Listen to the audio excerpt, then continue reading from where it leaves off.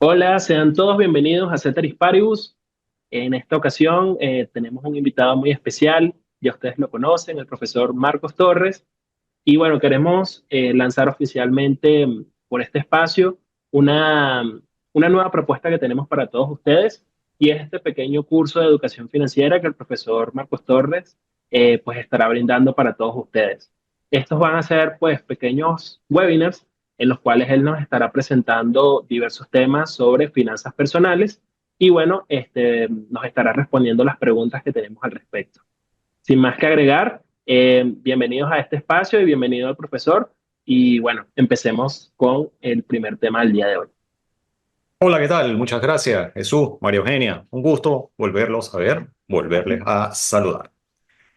Vamos a entrar de lleno en materia, porque esto es un tema que siempre está presente en el día a día de las personas, que es el tema de las finanzas. ¿Qué es la educación financiera? Es un tema que en general ha venido en ascenso en el tratamiento, ya sea persona a persona por las redes sociales, en lo que atañe al argot financiero, al argot bancario de los últimos años.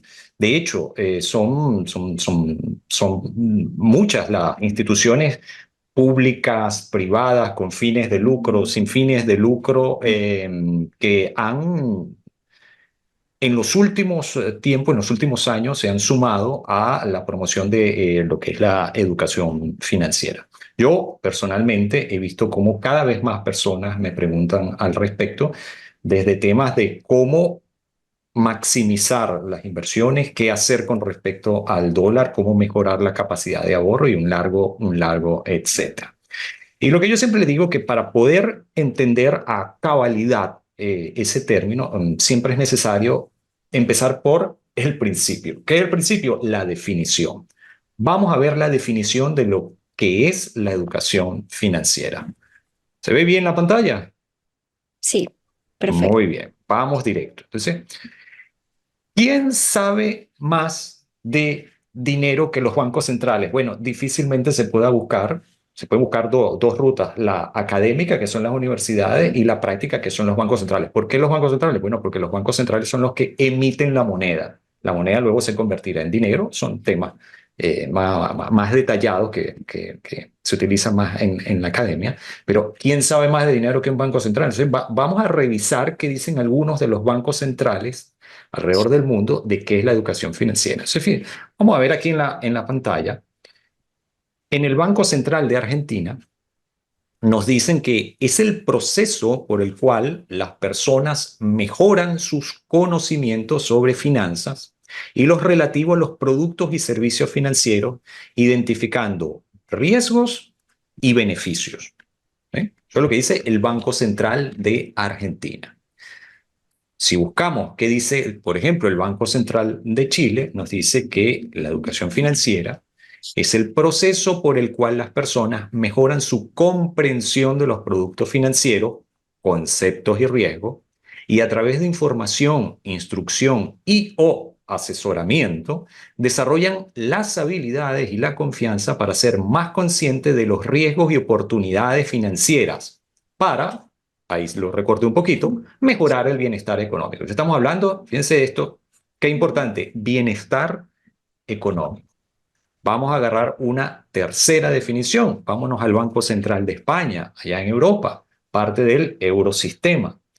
El Banco Central de España dice, la educación financiera va más allá de la mera disponibilidad de información y se extiende a los conocimientos, conductas y actitudes que nos permiten tomar decisiones financieras acertadas a lo largo de la vida. Mírense usted, a lo largo de la vida, tener hábitos financieros saludables y conocer las oportunidades y riesgos de los productos financieros que contamos, es decir, que tenemos a disposición. Fíjense, estas tres definiciones, qué interesante están.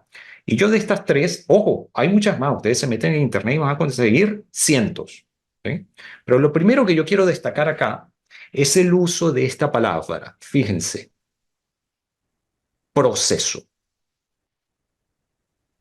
En dos de esas definiciones está la palabra proceso. Es un proceso. ¿Qué quiere decir esto? Que la educación financiera es una actividad recurrente y como todo proceso va a tener ¿qué tiene todo proceso? Todo proceso tiene etapas. Todo proceso tiene etapas. ¿Y qué pasa con las etapas? Que normalmente vamos de etapas de primer orden, segundo orden, tercer orden, hasta N. Es decir, hay cantidad. Pero si no dominamos las etapas básicas, no vamos a poder dominar las etapas más complejas, más avanzadas. Se va entendiendo, se va viendo la importancia del esquema y de lo que es la relevancia, primero en la definición de la educación financiera, verlo como un proceso y luego ver que ese proceso tiene etapas y que las etapas tienen niveles y grados de complejidad. Es decir, hay que empezar por lo básico para poder dominar lo que sigue después. Cualquier momento, si tienen una pregunta, bienvenida, muchachos. ¿Saben cómo es? De acuerdo, profe. Muy bien. Seguro. Entonces, lo otro que yo quiero destacar en esas definiciones que vimos es que, fíjense, otra vez, ¿qué se asume acá?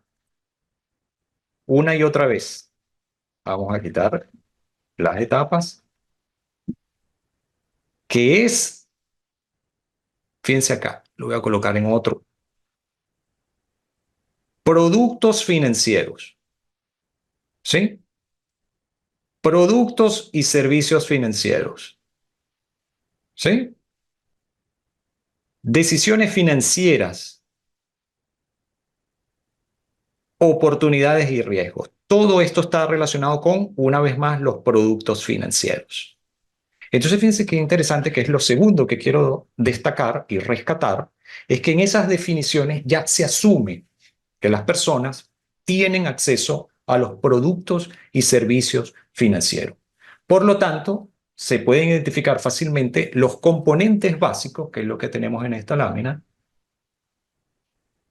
para la educación financiera. Es decir, para que la educación financiera pueda ocurrir, tenemos componentes básicos porque partimos de que ya existe la disponibilidad de productos y servicios financieros para las personas, ¿sí? Entonces, el primero es contar con ese acceso a los productos y los servicios financieros.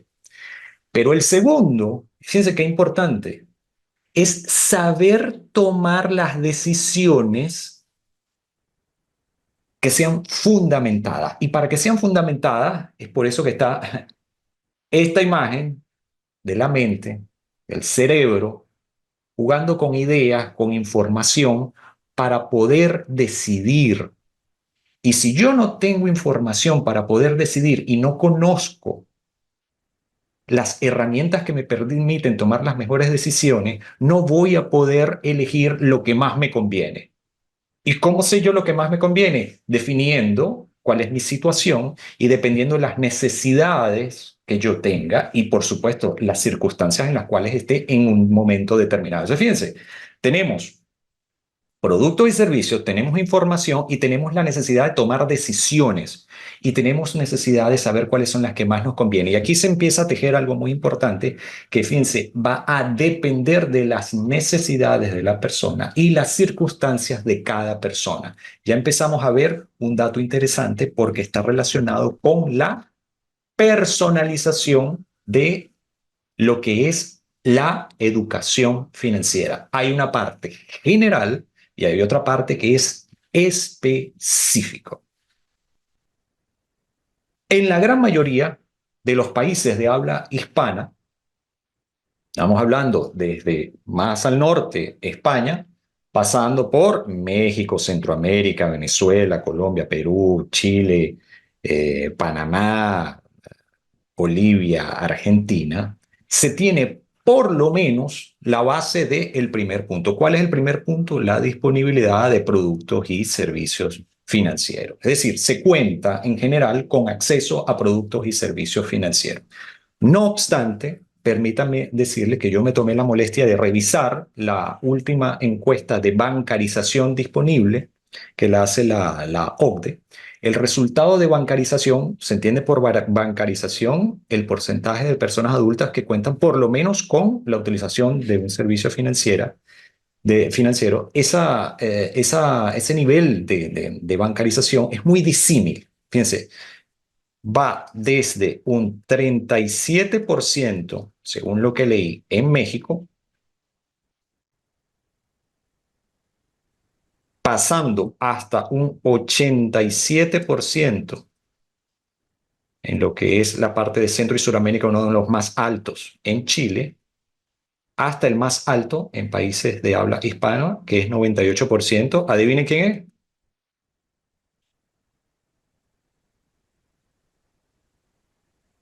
España.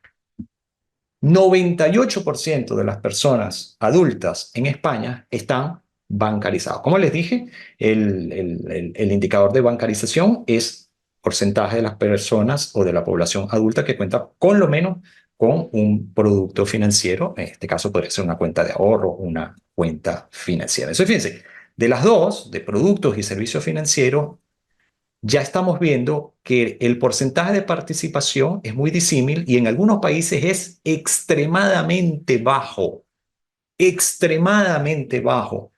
si lo comparamos con países, por ejemplo, como España.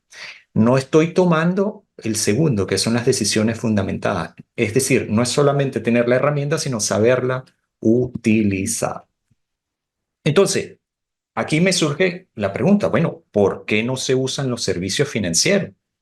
Cuando uno revisa los estudios que se han llevado adelante, se han llevado a cabo para ver por qué las personas no lo utilizan en esos países que tienen bajos niveles de bancarización, las razones son muchas. Desde una autopercepción de las personas de, bueno, mira, yo no cumplo con los requisitos que exigen el banco, porque el banco pide esto, porque el banco pide lo otro, porque no tengo toda la documentación, porque realmente no tengo suficiente dinero, porque a mí no me hace falta, yo me manejo con efectivo. Entonces, eso por un lado, la autopercepción de que o no cumplimos con los requisitos o no tenemos la necesidad.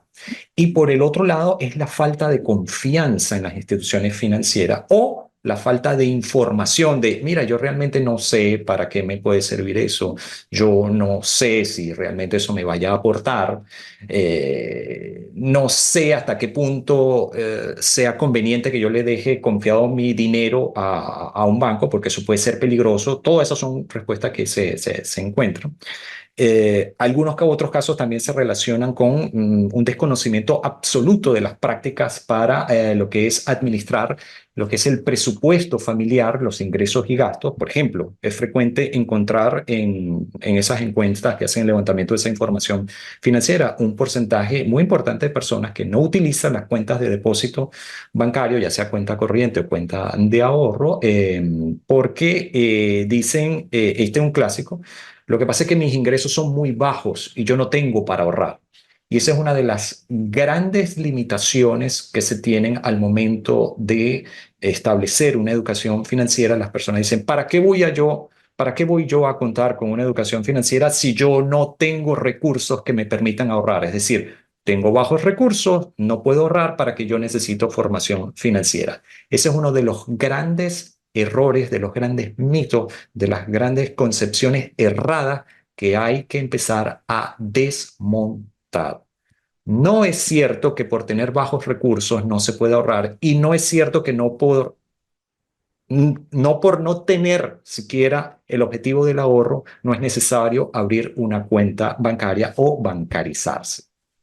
Entonces, fíjense, es precisamente en esos casos donde la educación financiera puede contribuir a concientizar, a tomar conciencia, ¿verdad?, para las personas sobre la posibilidad que tienen para poder aprovechar toda esta gama de recursos financieros que le pueden ser de mucha utilidad, independientemente del acceso que tengan a esos productos. Entonces, la educación financiera lo que busca es comunicar y difundir prácticas de administración de los ingresos y de los gastos. Y ojo, cuando yo hablo de ingresos y gastos, en términos financieros, estoy hablando del seguimiento de un presupuesto financiero familiar.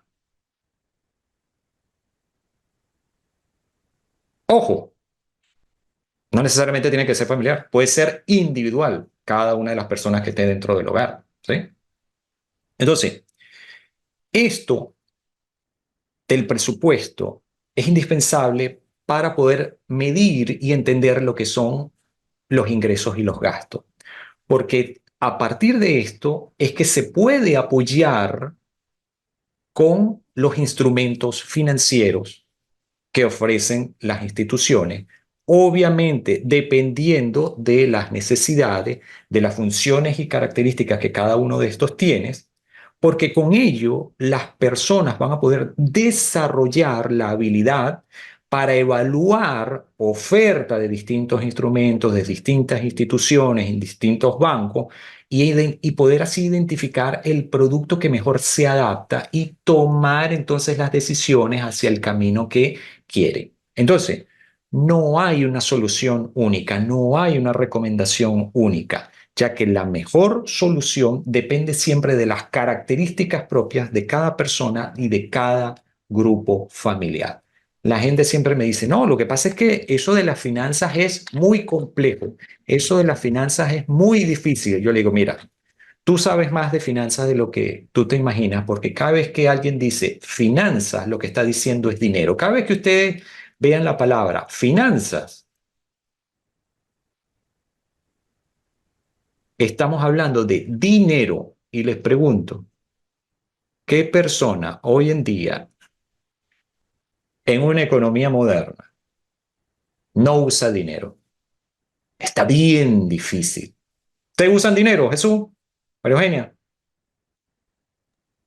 Lo Para utilizo. todo.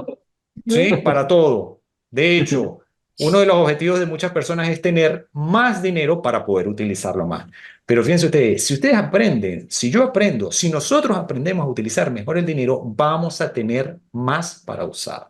Entonces, allí radica uno de los primeros y grandes focos, tesoros, vetas de utilidad en de la educación financiera, esa importancia.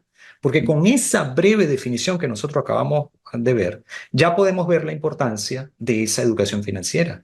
Partimos del manejo del dinero. Finanzas es dinero. Bueno, yo parto del manejo del dinero, aprendo a manejar el dinero y a utilizar los productos financieros, servicios financieros que tienen las instituciones, que tiene la banca. Y esto empieza a tener un impacto en qué. Bueno, cuando yo mejoro eso, yo empiezo a ver mejoras a nivel personal. Y cuando esto tiene un impacto en la persona, filtra hacia el nivel familiar.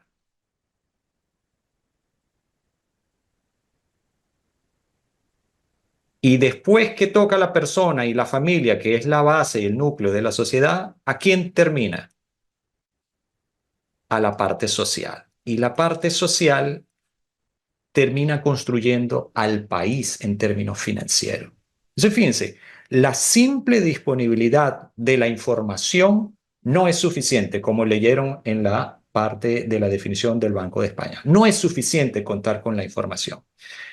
Es importante, es necesario, pero con eso, teniendo la información solamente, no se garantiza el éxito financiero. Y acá podemos comparar entonces la educación financiera con la educación nutricional. La mayoría de las personas saben cómo comer más o menos bien y qué deben evitar para no enfermarse, para que no pongan en riesgo su salud. ¿Sí o no?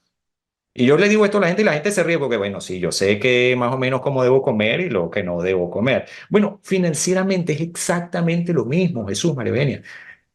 Hay reglas de oro que nos permiten tener una mejor salud financiera, pero adivinen qué, de la misma manera que sabemos más o menos lo que tenemos que comer para estar saludable, la gente en general no come bien y de la misma manera no hace la tarea, no tiene una buena conducta con respecto a la parte financiera. Entonces, no tienen salud financiera. Eso lo vamos a ver más adelante en otra oportunidad, cómo se diagnostica esa salud financiera. Entonces, tenemos la información, pero no es suficiente. Hay que aprender a utilizarla y se compara mucho con el deber hacer y el saber lo que tengo que hacer, pero no lo termino haciendo. ¿Por qué? Porque no he desarrollado las herramientas que me permiten realizarlo, manejarlo, dominarlo. Entonces, no es solo la información. ¿Qué se necesita? Acompañamiento. Constancia. ¿Por qué la constancia? Porque la constancia, y lo voy a anotar por acá porque es muy importante, la constancia genera ¿qué? Genera hábitos. Al principio tengo que prestar mucha atención, pero cuando me acostumbro sale natural. Ese desarrollo de la capacidad innata ya cuando la persona lo aprende, le sale al natural. ¿Qué es lo otro que necesitamos? Necesitamos desarrollar también la capacidad para analizar a largo plazo. La visión general es de corto plazo. Nosotros necesitamos desarrollar visión de mediano y largo plazo. ¿Ok? Entonces, factores fundamentales que determinan si la educación financiera efectivamente se va a traducir en un mayor bienestar. Bueno, hay que manejar el acompañamiento, hay que tener la constancia que genere hábito basado en la información certera, confiable y válida. ¿Por qué? Porque hay muchos autodenominados gurú de las finanzas que lo que buscan es beneficio personal. Ustedes me preguntarán, ¿y cómo podemos saber cuando alguna persona realmente quiere nuestro bienestar financiero y cuando quieren su bienestar financiero? Cuando después de cualquier clase, inducción o recomendación general les dicen, ustedes pueden salir comprando esto, adquiriendo esto o poniendo el dinero en este sitio. No es cierto, no hay una forma general de recomendarle a la gente qué hacer con su dinero. Todo eso es personalizado, pero si yo les doy las herramientas y ustedes las van aplicando según lo que ustedes necesitan, entonces pueden estar más tranquilos y más seguros que no se les está induciendo a cometer errores financieros en beneficios de una persona o de otra persona que no sea usted. Entonces, la única manera de estar seguro que la información financiera va a ser utilizada de manera efectiva es teniendo las herramientas, utilizándolas con acompañamiento, constancia que genere hábito, capacidad del desarrollo de análisis de largo plazo y entonces allí vamos a tener más seguridad de poder lograr un mayor bienestar para las personas, para sus grupos familiares y por ende para las sociedades. Esto tan fácil, tan sencillo y tan concreto es la definición de la educación financiera y la importancia que tiene dentro de las sociedades. Los escucho, Jesús, María Eugenia, coméntenmelo todo. Bueno, esto está súper interesante porque cuando uno pareciera que medio entiende de finanzas personales, te das cuenta de que realmente no entiendes nada porque es un tema muy complejo. O sea, es un poco humanizar la economía o parte de la economía, como lo es la finanza, y darle el sentido de pertenencia, de que no es tan aislado como uno lo ve, sino que realmente uno hace economía y maneja las finanzas porque manejas el dinero todos los días. Y así no te des cuenta, lo haces. Entonces es importante tener este tipo de educación financiera porque realmente el desconocimiento es un arma muy peligrosa. Cuando, o sea, realmente se trata sobre todo de temas personales como lo puede ser el dinero y que realmente uno está en una constante lucha por, bueno, cómo produzco y cómo tengo más dinero, pero realmente analizándose y haciendo introspección y no llevando a cabo estrategias como el hacer el presupuesto personal y familiar o el análisis de, bueno, cómo se me dan mis ingresos y gastos mensualmente, puede hacer que estemos cometiendo graves errores que si no identificamos en el corto plazo, pues a largo plazo, pues la suma de lo que habremos perdido o de lo que habremos dejado de ganar, que es otra manera de verlo, también es importante de ver. Entonces es importante pues que todos tengamos estas herramientas y buenísima esta primera introducción para saber de qué trata, porque a veces uno se siente con la propiedad de decir, no, las finanzas personales, no, yo tengo salud financiera, pero en realidad es un concepto que Es un proceso, como muy bien lo vimos y yo nunca lo había visto hasta ahora sí, y realmente lo es. Vemos que es una cadena y una secuencia de cosas y que están muy correlacionadas entre sí, no es un evento aislado, no es como que, bueno, mis ingresos y gastos personales, sino que va mucho más allá. Entonces ahí está lo interesante de este asunto. Es correcto, lo que acabas de decir, María Eugenia, es importantísimo porque entonces estamos hablando de que es algo vivo, que es algo dinámico, no es estático. Ah, no, yo tengo los conceptos aquí y bueno, no, es algo dinámico y tienes que ir aprendiendo en cada etapa. Vamos a empezar a anotar. Jesús, mira, tenemos trabajo. Vamos a ir anotando todos y cada uno de de estos puntos críticos y cruciales. María Eugenia dijo algo, pero que es fundamental: construir el presupuesto, tener conciencia de los ingresos y los gastos. Si yo quiero cambiar algo y no identifico ese algo y no le hago seguimiento y no lo puedo ver ni definir, no lo puedo cambiar nunca. Es decir, si yo quiero mejorar mi finanza, yo tengo que contar con la manera de ver mi finanza. Y la única forma, por lo menos que yo conozco, de ver la finanza es cuando se hace un presupuesto. Si usted no ve dónde están los ingresos y dónde están las salidas, ¿cómo lo va a corregir? No, esa gente que dice, no, yo tengo toda la finanza aquí, yo el presupuesto de la casa lo llevo aquí. Cuidado, porque la mente es la primera, no que falla, que nos engaña. ¿Sabían ustedes, muchachos, que la mente nos engaña? La mente nos juega sucio, nos engaña y nos dice, no, todo está bien, estamos total y absolutamente bajo control con la finanza. Tenemos dinero de sobra y no es verdad. ¿Por qué? Porque hay un comportamiento mental que se basa en la producción de neurotransmisores de recompensa, de satisfacción, cuando gastamos el dinero en ciertas cosas. Es como comer de más cosas que sabemos que nos hacen daño, pero nos causa placer. De la misma manera hay comportamientos financieros errados que nos causa placer, comprar cosas que no necesitamos, comprar cosas por impulso, y la mente nos da todas esas sensaciones de placer. De la misma manera que uno come mal, uno administra mal el dinero. Entonces no se le puede hacer caso a ese pensamiento que dice, no, yo tengo todo bajo control aquí en la mente, lo tengo todo bajo control. Cuidado, hay que tenerlo escrito en un presupuesto. Muy bien. Yo relacionaba mucho eso que usted, a lo que usted hacía referencia de que la finanzas es como la nutrición, ¿no? De que sabemos, digamos, en términos generales, qué comida nos hace daño, pero porque todo el mundo, si eso es información que todos tenemos, pues porque todo el mundo lo come sano, ¿no? Porque sería lo lógico.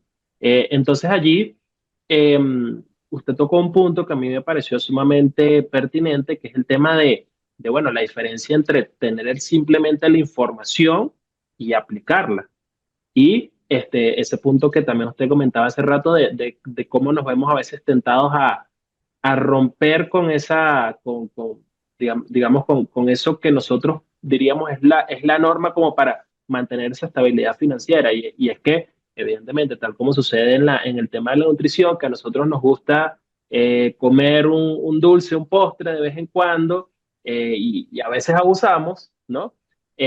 Igual pasa en las finanzas personales, ¿no? Que, que tenemos un presupuesto dado, tenemos unos ingresos que sabemos nos llegan hasta cierto nivel y resulta que por darnos un gustico, como se dice por allí, entonces pues desbalanceamos todo, ¿no? Decimos, bueno, a lo mejor le quito un poquito de aquí por simplemente darme un gusto pues que fue de un momento dado, ¿no? Entonces resulta que después cuando tengo que hacer cuentas, veo que entonces no me alcanza el dinero para, por ejemplo, pagar los servicios o, por ejemplo, para cosas tan básicas como pagar pues el pasaje, pagar la universidad, ¿no? Y entonces allí viene el tema del endeudamiento, que entonces tiende a ser una carga después para esas finanzas que de por sí están descontroladas. Entonces, eh, súper importante lo comentado aquí y eso habla más o realza aún más el tema de cuán importante es la educación financiera, que tal como usted mencionaba, eh, a veces la damos por sentado, pero es algo que poco a poco se tiene que ir cultivando y practicando con constancia y pues dedicación en el día a día. Correcto. Y voy a volver a decirlo, mucho cuidado con esos gurús de internet que le dicen cómo manejar la finanza. Normalmente esas personas tienen oscuros intereses. Compre esto, compre lo otro, invierta en esto, compre esta acción, deposite aquí, deposite allá. Cuidado, no hagan caso a las personas que les dicen exactamente qué hacer con su dinero. Cuidado. Quería aprovechar para hacer una recomendación. Hay un episodio muy bueno de, de una serie de Netflix que se llama El dinero en pocas palabras, que habla justamente de eso. Habla el tema de cómo los gurús del dinero incluso evolucionan a través del tiempo, ¿no? Pero al final de cuentas siempre la premisa es la misma, ¿no? De yo voy a utilizar, tu dinero va a estar seguro conmigo y yo te lo voy a multiplicar mediante esta herramienta que yo te voy a dar, que puede ser desde un esquema Ponzi hasta un negocio piramidal, conocido también por allí, bolso o cualquier tipo de mecanismo que se invente, ¿no? Pero al final siempre es lo mismo, ¿no? Buscar de sacarle el dinero a las personas vendiéndole la idea de que lo van a multiplicar. Y otra frase que hay que tener en cuenta y ser cuidadosos, porque también uno a veces suele decirla, es, ay, voy a comprar esto porque me lo merezco, o solo se vive una vez, o ese tipo de frases que uno a veces dice, bueno, a los días te dice, bueno, por qué lo hice?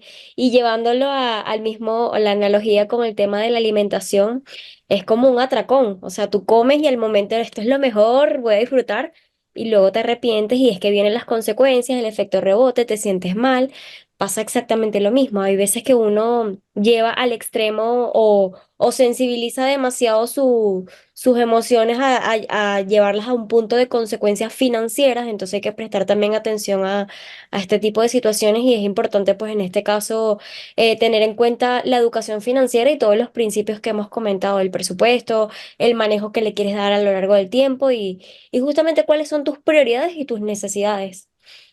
Importantísimo. Si uno tiene claro sus prioridades, tendrá claras las decisiones que debe tomar para conseguirlas. Pero para eso hay que tener la entereza necesaria para llevar el orden. Una de las palabras más importantes para el éxito en casi cualquier área es orden. Hay que tener orden. Sin orden, cualquier cosa puede pasar. Definitivamente. Buenísimo. Bueno, para darle continuidad a esta primera edición del webinar acerca de la educación financiera y su importancia, hemos preparado algunas preguntas que consideramos que pueden ilustrar un poco más acerca del entendimiento de este tema. La primera de ellas, nos preguntamos si la educación financiera es algo solo de gente adulta o también debería enseñársele a los niños y adolescentes. Qué interesante la pregunta, María Eugenia, porque allí mi respuesta es, más allá de la parte técnica, aprender a manejar las finanzas personales implica cierta virtud, hay cierto arte. ¿Por qué? Porque pesa mucho la parte psicológica, lo que tú decías de esas compras compulsivas, el desarrollar ese de me voy a comprar esto porque me lo merezco, de la misma manera que nos excedemos a veces comiendo dulce, nos excedemos haciendo gastos que no son los adecuados, eso implica cierta dominación de la parte psicológica. Entonces es casi un arte que como tal, yo siempre le digo a las personas que es más fácil aprender un arte, un oficio y algo técnico de adulto o de pequeño. Y la respuesta siempre es lapidaria. Los niños aprenden mucho más rápido y mucho mejor porque su cerebro está en plena formación. Entonces, ¿cuál debería ser la edad adecuada para enseñarle a una persona sobre cultura financiera, sobre educación financiera? Mientras más temprano, mejor. Porque si nosotros nos aprendemos a administrar de pequeños, vamos a tener las herramientas y a desarrollar la conciencia necesaria para poder triunfar luego como adultos en este mundo que está basado en el dinero. Entonces, es muy importante. Lo que se aprende de niño se aprende mejor y más rápido y va a una zona del cerebro que es más difícil de borrar, atacar o manipular. ¿Eh? Entonces, mientras más temprano, mejor. Mientras más conciso, mientras más diverso y mientras más estructurado sea el aprendizaje de los niños, pues mejor. Entonces, también puede ser el otro extremo, que me digan, bueno, lo que pasa es que como yo no aprendí de niño, yo ya no voy a aprender nunca porque loro viejo no aprende a hablar. Le digo, no. De la misma manera que a la mayoría de nosotros no nos enseñaron a comer cuando estábamos pequeños, porque nos enseñaron mal a comer, porque no teníamos toda esa información disponible, también podemos ir aprendiendo. Pero ¿cómo aprendemos a comer mejor? En un proceso, con todos los días, con acompañamiento, con revisión de la información, con aplicación, con consejos de personas que saben. De la misma manera, siendo adultos, adultos jóvenes o adultos ya llegando a a la tercera edad, también podemos aprender. Es mentira que loro viejo no aprende a hablar. Sí, el loro viejo puede aprender a hablar porque el cerebro tiene algo que se denomina la plasticidad celular. Siempre se puede aprender, está en constante cambio y evolución. Entonces, ¿cuándo? Mientras más temprano, mejor. Muchísimas gracias, profe. Muy interesante ese aspecto que comenta, de verdad que de hecho, parte de lo que nosotros queremos transmitir aquí en Ceteris Paribus es lograr que personas de todas las edades, particularmente jóvenes, adolescentes, pues tengan acceso, ¿no?, a esta educación financiera que es tan importante pues para la vida. Y tal como usted menciona, es algo que no se ve en las escuelas. Se ve como que es algo, quizás que bueno, a lo mejor cuando ya seas grande, que ganes tu propio dinero, pues tú ves cómo lo manejas, pero no te enseñan a manejarlo desde pequeño. Y Y allí eso es ya podría algo. ser tarde, Jesús. Claro, es correcto, es correcto. Ya para ese momento llegas al mundo completamente pues desprovisto de las herramientas que nos brindan pues este tipo de conocimientos.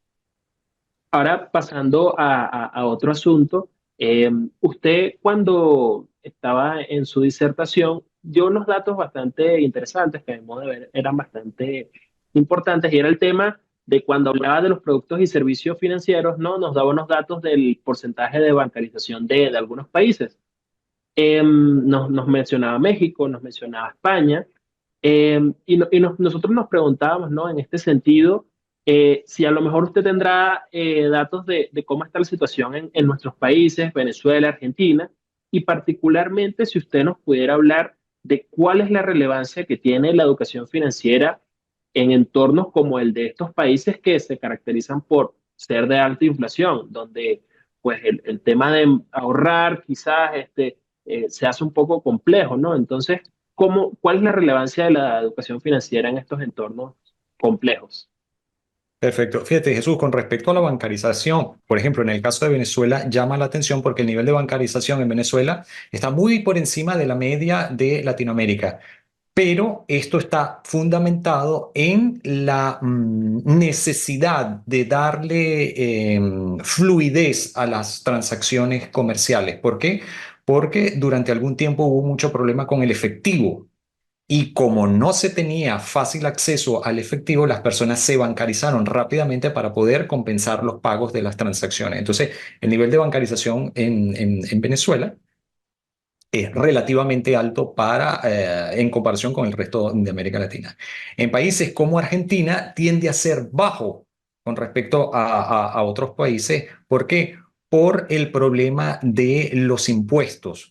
Como utilizan toda la parte de manejo financiero para aplicar la cadena de impuestos, entonces las personas que cobran en efectivo prefieren no abrir cuentas para no tener la carga impositiva de ingresos no declarados. Entonces, por un lado, la necesidad o la disponibilidad más bien de lo que es el efectivo pesa en la tasa de bancarización y el peso específico de lo que son los impuestos de la carga tributaria e impositiva también va a pesar. ¿Cuáles son las recomendaciones ya para los policymakers, para los responsables de política? No vincular al sistema financiero con una carga opresiva de impuestos para darle facilidad a las personas que se bancaricen sin temor de que sean perseguidos para cobrarle más impuestos. Esas serían las primeras recomendaciones. Y lo otro que tú mencionas, que es, bueno, ¿cómo es el impacto en países de alta inflación? Nosotros los economistas la inflación la denotamos con la letra griega pi. ¿Qué pasa cuando pi empieza a ser creciente, elevada y preocupa? Bueno, el problema con la inflación es que ella literalmente va tomando esta cantidad de dinero y te la convierte en términos reales en esta cantidad de dinero y después te la convierte en esta cantidad de dinero. ¿Y qué pasó de aquí hacia acá? Lo único que pasó fue tiempo. Entonces, a lo largo del tiempo, la inflación te convierte el dinero en menos cantidad de dinero. Es decir, comprando lo mismo, antes tú tenías un ingreso con el cual podías comprar más y pasando el tiempo puedes comprar menos. Es como si te lo fuesen quitando en términos reales. ¿Cómo ayuda la bancarización y la educación financiera? Bueno, te ayuda a tener idea de cómo compensar esta inflación con algún instrumento financiero que te permita mantener la capacidad adquisitiva. Y entonces, ¿qué es lo que se va a buscar y qué es lo que se va a analizar? La tasa de interés. Y de hecho, ya estamos hablando de las primeras nociones importantes de finanzas, porque aquí en pantalla tengo a las dos variables más importantes para la finanza: tasa de interés y tiempo, todo vinculado a un entorno macroeconómico que viene condicionado por la inflación. Entonces, en pocas palabras, ¿qué es? Si yo tengo dinero y empieza a pasar el tiempo, entonces tengo que tener cuidado que la inflación no esté por encima de la tasa de interés en la cual yo tengo mantenido mi dinero, tengo estacionado mi dinero, porque cada vez voy a tener menos. Esa es la relación básica. A medida que esta va subiendo, se me hace más costoso y peligroso tener dinero. ¿Por qué? Porque termina siendo un destino apetecible o perfecto para la inflación, porque mientras más dinero, más pierdo con la inflación. Lo que tengo que hacer entonces es estar chequeando constantemente la tasa de inflación con la tasa de interés a la cual está colocado el dinero, porque si no, lo perdemos. Y por supuesto, imagínate a alguien que no está bancarizado y mantiene sus ahorros, por ejemplo, debajo del colchón. La gente suele decir, no, no importa porque yo ahorro en dólares debajo del colchón. Sí, lo que pasa es que en Estados Unidos también hay inflación. Es menor, pero las personas que ahorran en dólares se exponen a la inflación de Estados Unidos, actualmente alrededor del 3%. Eso significa que por cada $100 que se ahorre debajo del colchón, pasado un año habrá perdido 3 de esos dólares en términos reales. Pero esos son temas que vamos a seguir desarrollando más adelante para que queden bien claros. Perfecto, profe. Muchas gracias por este comentario que nos hace al respecto.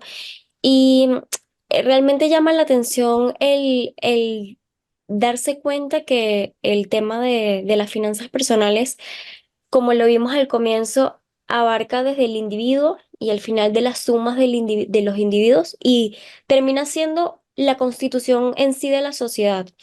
Entonces es un tema que incluso pasa a ser cultural y pues abarca más dimensiones de la que la misma connotación personal lo dice. Es decir, al final no se queda en el individuo, sino que va más allá de las fronteras. Y en ese sentido, uno de los puntos que identificamos acá es que tiene factores también psicológicos y cognitivos. Entonces, a propósito de esto, quisiéramos consultarle si el correcto manejo del dinero, si es que acaso existe el término correcto, entendiendo pues que todos somos individuos totalmente distintos, ¿el correcto manejo del dinero se aprende o es intuitivo? Fíjese lo que acaba de mencionar el tema, Virginia. Acaba de decir, hay un factor psicológico. Cuando hay un factor psicológico, hay una determinación conductual y aquí estamos hablando de la parte de economía conductual, de hecho hay partes de finanzas conductuales, donde los individuos tienen comportamientos y connotación que pareciera innata, pero ese comportamiento que pareciera innato realmente viene predeterminado y modelado por todo lo que le ocurre a la persona dependiendo de el entorno en el cual se desenvuelva. Esto tiene mucho que ver con la famosa PNL, programación neurolingüística, y con la parte del aprendizaje cultural que se le impone a las personas cuando están pequeñas. Es decir, cuando nosotros estamos pequeños, dependiendo del entorno, nosotros nos van programando y esa programación puede ser altamente nociva. Entonces, esa parte innata del ser humano en general se aplica para todo lo que tiene que ver con procesos biológicos básicos y fundamentales. ¿Por qué? Porque el dinero es una creación del ser humano. ¿Qué es lo que termina pasando? Que nuestras conductas básicas biológicas terminan por apoderarse de la manera en la cual nosotros nos relacionamos con el dinero. ¿Lo ven? Entonces, no hay algo innato correcto con respecto del dinero. Siempre hay que aprender a movernos con el dinero. ¿Por qué? Porque si la emoción es importante, hay algo que se llama, a ver si les suena,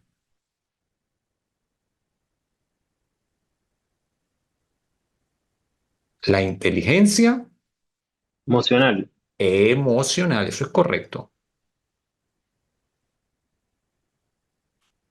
Y esta inteligencia emocional, en general, tampoco se enseña. La viene uno aprendiendo después que ya tiene serios problemas de encontronazos, roces, problemas en el trabajo, con los compañeros de estudio, con los familiares y un largo, etcétera. Y bueno, pero ¿por qué a mí me da tanta rabia? Ah, bueno, porque no te enseñaron a cultivar la inteligencia emocional. Esto se aprende. De la misma manera que nosotros somos presas de nuestras emociones, vamos a ser presas de esas mismas emociones, pero dirigidas, enfocadas y controlando nuestro dinero.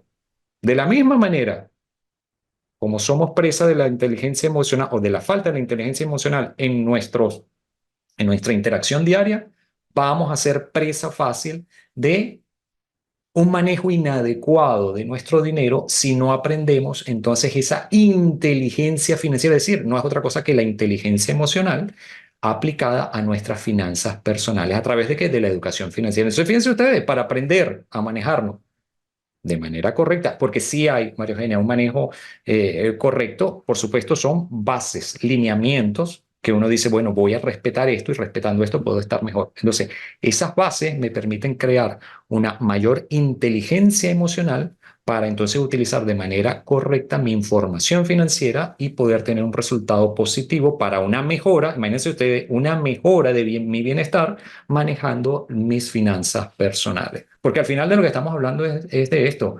bienestar personal, bienestar familiar, bienestar colectivo, social de todo un país. Muchísimas gracias, profe. Bueno, por nuestra parte, pues todo súper claro. De verdad que este tema es muy, muy interesante, muy necesario y bueno, algo que como usted mencionaba a lo largo pues de su exposición, pues que es importante pues para desde pequeños hasta grandes, porque es algo que involucra pues cómo nosotros nos manejamos en nuestra vida diaria, ¿no? Es algo que influye, tal como usted ha hecho referencia en varias ocasiones, en nuestro nivel de bienestar como personas. Y por eso es que justamente pues esta iniciativa que usted lidera en este momento nos pareció pues ideal para todas las personas que nos siguen en Ceteris Paribus porque creemos que con estos conocimientos ellos pueden pues mejorar el manejo de su dinero y pues mejorar en general pues el manejo de sus finanzas todo con el objetivo pues de lograr pues sus objetivos a nivel pues personal, a nivel profesional, en todo lo que involucra pues las finanzas. Esta, digamos, es la primera de varias sesiones que vamos a tener junto con el profesor Marcos Torres, quien amablemente nos va a estar apoyando a lo largo de todo este proceso. Ya hay que hablarle en términos de proceso, como vimos al principio, ¿no? La educación financiera son varias etapas y el profesor nos va a estar acompañando en cada una de ellas para que aprendamos a manejar mejor nuestras finanzas personales. Le damos muchísimas gracias al profesor por esta primera introducción a la educación financiera y lo vamos a tener aquí pues para próximas sesiones en las cuales estaremos profundizando en estos temas. Muchísimas gracias, profe. Gracias a ustedes, Jesús y María Eugenia, por seguir adelante en este empeño, en yo siempre lo digo, loable intento de difundir el conocimiento económico. Y dentro de la economía también están las finanzas. Así es, así es. Así que bueno, nos vemos en una próxima ocasión y muchísimas gracias por, bueno, sintonizarnos acá en nuestro espacio de Ceteris Paribus. Nos vemos en una próxima ocasión.